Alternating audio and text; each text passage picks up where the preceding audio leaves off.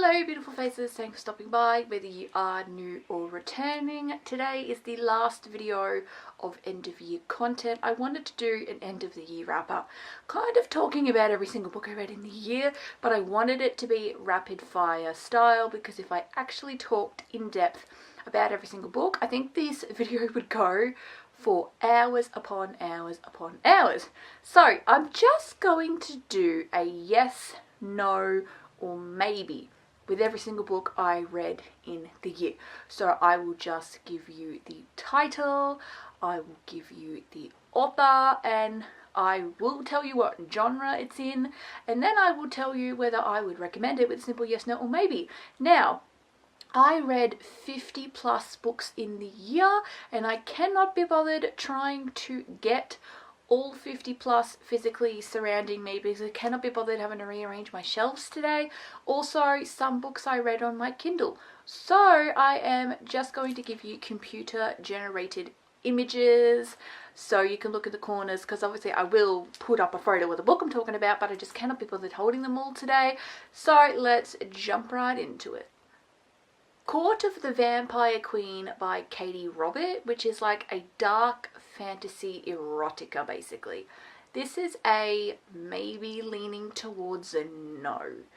It's very straight spice, hardly any plot, like the plot is the spice, and personally leaning towards a no, like a maybe to no, because I read the whole thing, but like I did have to take a break, so like I read half of it in January and then I didn't read the other half until I think either April or May. I needed a break because I was like, it is just straight spice. And yes, I love a spicy book, but pure, like basically like the entire book was just erotica, like there was no plot. I was just like, so more of a no, unfortunately.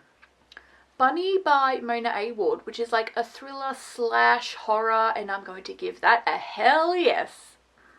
Layla by Colleen Hoover, which I would say is a romance, but it's also a thriller. I think it tried to be like Verity, but it's nowhere near as good as that. It is a no. No, no, no, no, no, no, no, no, no. It is the least, like the book that I enjoyed the least I read all year. There are a couple of books this year that I DNF'd, but I'm saying that Layla is the worst because I read the whole thing. Like somehow I read the whole thing, and I don't know. I kind of wished I'd probably just DNF'd it, let's be real.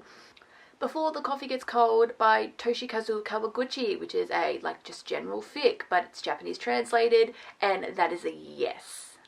Den of Vipers by K.A. Knight, which is a dark why choose romance. Oh yes! Yes, yes, yes. Love Light Farms by B.K. Borison, which is a contemporary romance. Yes.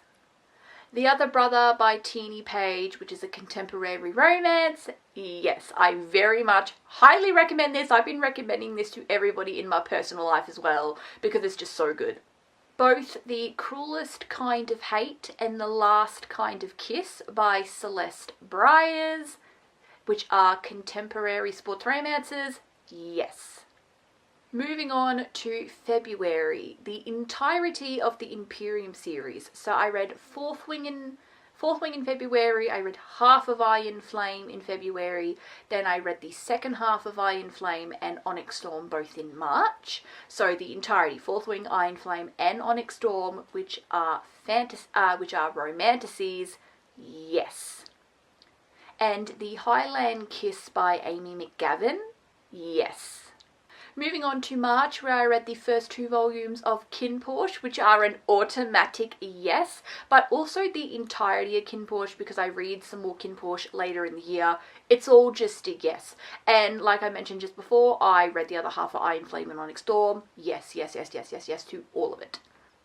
Cruel King by Rena Kent, which is a dark romance. Yes. Should have mentioned Kinporsche is a dark romance as well. Like, check the warnings with dark romances, okay? The Love Hypothesis by Ali Hazelwood, which is a contemporary romance. Yes. Moving on to April. So, Consider Me by Becca Mack. Yes. Before the Coffee Gets Cold, Tales from the Cafe by Toshikazu Kawaguchi, which is a general fiction. Yes. Your Mum's Gonna Love Me by Matt Rife, which is like a biography. It was a yes at the time, it is a no now, so it is a no. No, no. Deviant King by Rena Kent, which is a dark romance. Yes. Hexed by Emily McIntyre, which is a dark romance. Maybe. Personally, like, more of a no, but I'd read the rest of the series that Hexed is a part of, the Never After series. Some books in the Never After series I very much enjoyed, but there are also some books in this series that I despised.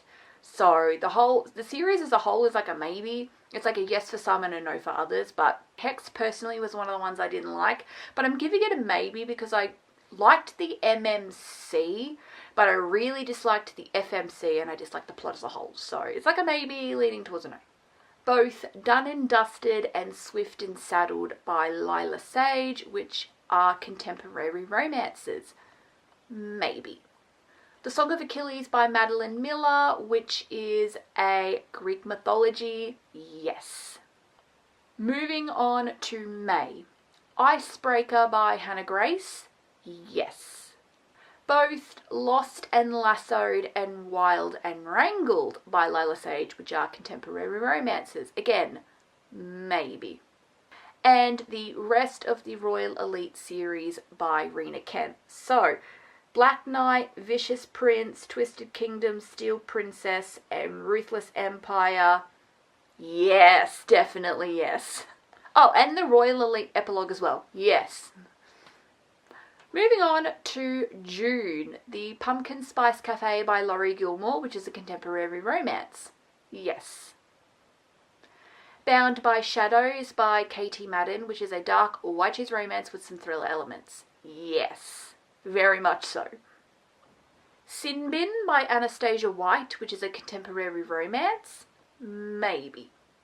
And Love Nest by Yu Minaduki, which is a boys love manga. Yes. Radio July. So, Night Shift by Annie Crown, which is a contemporary romance. Maybe leaning towards yes.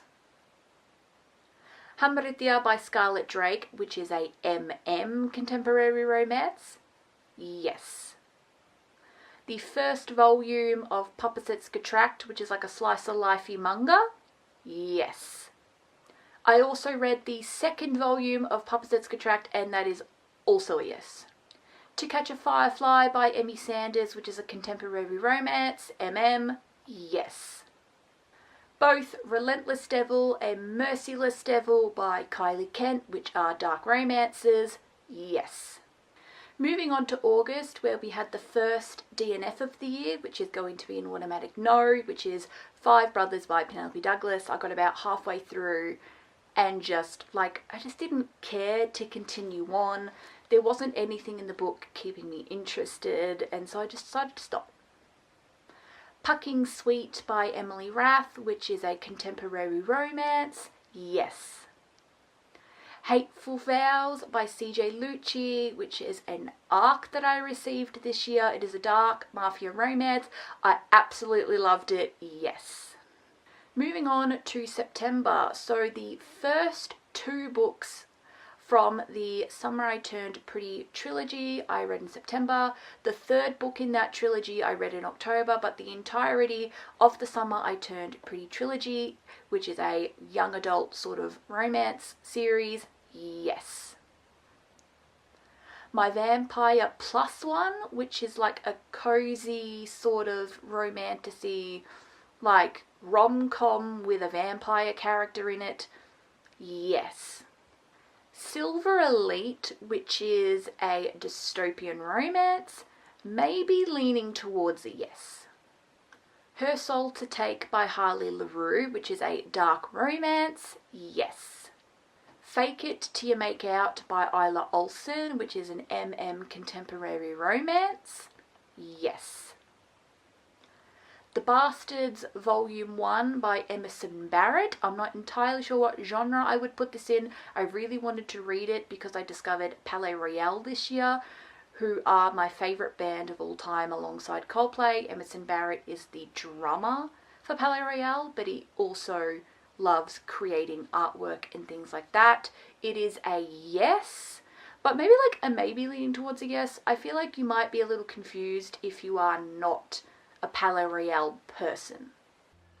Now we are on to October, so I did a reread of the Hunger Games trilogy by Suzanne Collins because I'm yet to read The Ballad of Songbirds and Snakes or Sunrise on the Reaping, which I plan to read in 2026. So all three books in this trilogy, The Hunger Games, Catching Fire and The Mockingjay, are a yes.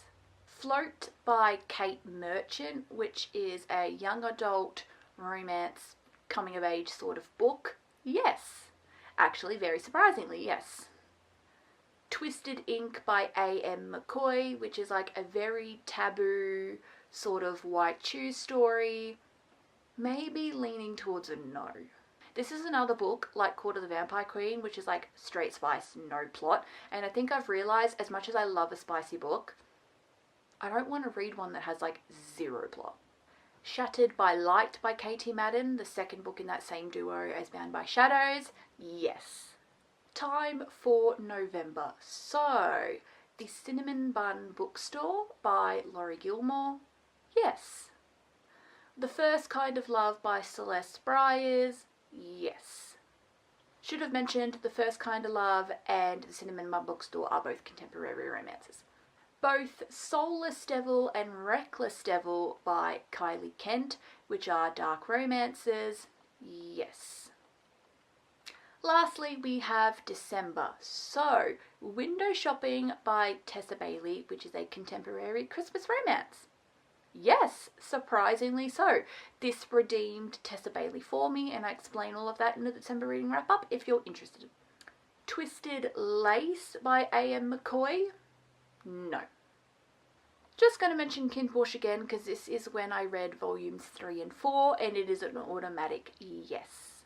7 Days by Venio Tachibana, which is a boys love manga, maybe leaning towards yes.